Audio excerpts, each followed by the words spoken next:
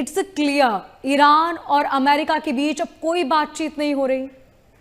जी देखिए, जहां तक बातचीत की बात हुई तो कल एक रात को एक सुरसुरी खबर आई थी। हाँ जी। उन्होंने क्या बोला, ओमानियों ने बोला कि जी ईरान बातचीत करने को तैयार है, ठीक है। तो ओमान के विदेश मंत्री ने बोला जी ईरान बातचीत करने को तैयार है। तो अमेरिका से जवाब आया कि ठीक है, आपने हार मान लिया, घुटने टेक दिया, बातचीत करने को तैयार है। तो ट्रंप से फॉक्स न्यूज ने पूछा कि क्या आप बात करोगे। उन्होंने बोला हाँ हम बात करेंगे। ट्रंप तो बात करने को दे, अब जानते मना नहीं करता। तो हम लगा के शायद कुछ मतलब ट्रंप बात करने पे आ गए। अब फिर इसराइल का प्रेशर आया होगा, भाई साहब बात कैसे बात करोगे, मिसाइल ड्रोन चल रहे, बात कैसे करोगे। अच्छा, ईरान ये भी कह रहा कि मेरी न्यूक्लियर इंस्टॉलेशंस पे अमेरिका ने हमला किया, कर भी सकता, मैं ये नहीं बोलूंगा नहीं किया होगा। फिर जब सुबह ट्रंप का स्टेटमेंट आया, उसको मैं ट्रैक कर रहा था, ट्रंप ने बोला हाँ बातचीत हम करेंगे, पर बातचीत तब करेंगे जब मिलिट्री वाला काम खत्म हो जाएगा। मतलब मिलिट्री वाला काम रोके बातचीत नहीं करेंगे, बातचीत होगी जब मिलिट्री वाले ऑब्जेक्टिव खत्म हो जाएंगे, उसके बाद जी। बातचीत करेंगे। फिर ईरान ने पलटा पलटा पासा पलटा। जो लरजानी है उसने कहा हम अमेरिका से बातचीत नहीं करेंगे, हम नहीं डरते, ता कयामत इजराइल ईरान नहीं झुकेगा। पर यह हकीकत जरूर है, बातचीत की पेशकश की, ट्रंप ने हाँ कहा। पर जब कल सुबह ट्रंप ने कहा कि भाई जब मिलिट्री का काम खत्म हो जाएगा, मिलिट्री वाला काम, तब बातचीत करेंगे जी, अभी बातचीत करने की क्या जरूरत है। तो तब ईरानियों ने भी पलटा पासा पलटा, नहीं जी हम ये नहीं करेंगे वो नहीं करेंगे। मुझे लगता है कि अब रजा पहलवी के सिस्टम में आने का समय आ गया। अगर रजा पहलवी आए, थोड़ा और मुझे तो हफ्ता 10 दिन और लगेंगे, वो आएंगे और उसके बाद एक ईरान में जो एक विचारधारा वाले लोग हैं, पार्टियां हैं, उनको मिला के एक इंटरिम गवर्नमेंट बनाई जाए 6 महीने साल के लिए। फिर एक परिस्थितियों को ठीक करके एक चुनाव किया जाए। फिर जो डेमोक्रेसी में जीत के उसको उसके हाथ में सत्ता रखनी चाहिए। पर इंपॉर्टेंट ये मोनिका जी, इन लोगों को जो ये इसको मारना इसको काटना, इनकी मेंटेलिटी को जब तक खत्म नहीं करेंगे, ये किसी भी स्थायी सरकार को चलने नहीं देंगे। क्योंकि इन्होंने बिलियंस ऑफ डॉलर्स कमाए हैं ये सब बोल बोल के।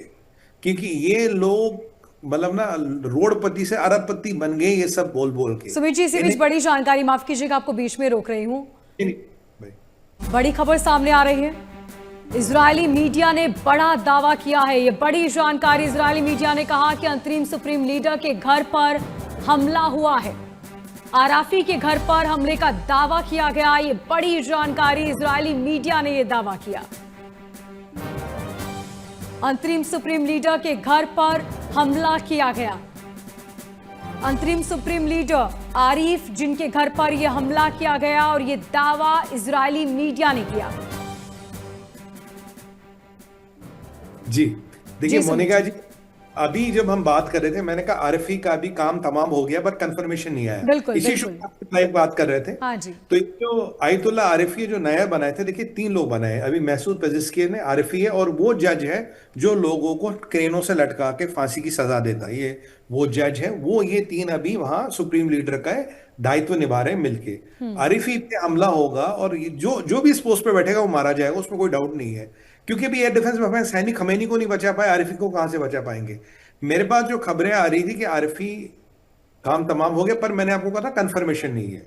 अब ये जो अभी इसराइल का मीडिया कह रहा, तो संभवतः अब हम कह सकते 70-80% या 90% चांस है कि नए खमेनी साहब भी पुराने खमेनी साहब के पास निकल गए। मतलब जी, कल 24 भी आपने घंटे। इस बात का जिक्र किया था, इसकी वजह क्या है? क्योंकि अभी तो उन्होंने अपना काम भी नहीं किया, बताया नहीं उन्होंने उनकी क्या नीतियां हैं इसके बावजूद। देखिए वजह सीधी सी है मोनिका बहन, अगर हिजबुल मुजाहिदीन में सलाउद्दीन को छोड़ के अलाउद्दीन बैठ जाए, वो क्या करेगा? वो भी वही करेगा ना। भाई हाफिज सैयद को उतार के लखवी को बिठा दो, वो क्या करेगा? यही करेगा ना। मसूद अजहर को हटा के किसी सलीम मोहम्मद को बिठाओ, यही काम करेगा ना। जब तक ये इस्लामिक रेवोल्यूशन और इसके जो ये सिद्धांत हैं इन पे ये सरकारें बनाएंगे, ये खुद चुनेंगे कि नया बादशाह कौन है, तब तक सिस्टम नहीं बदलेगा।